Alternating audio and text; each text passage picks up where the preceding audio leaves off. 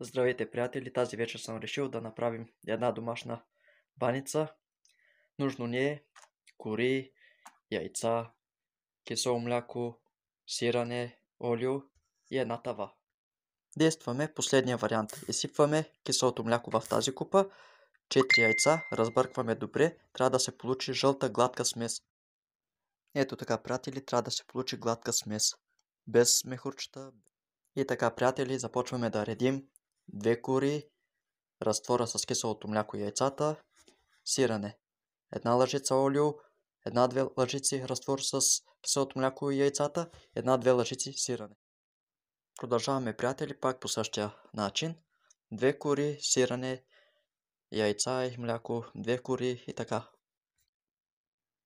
Ето, приятели, нашата банчка е готова. Време е да се нареже, да се метне във фурната. Печем обичайната температура 150 градуса, 45-50 минути минимум. Печем до златисто. Ето, приятели, нашата банчка вече е готова. Мека, топла, вкусна, пухкава. Ето, вижте. Топ. Просто някакво се случи. Много готино. Абонирайте се за канала, ако искате още. Бай-бай и бон апетит от нас.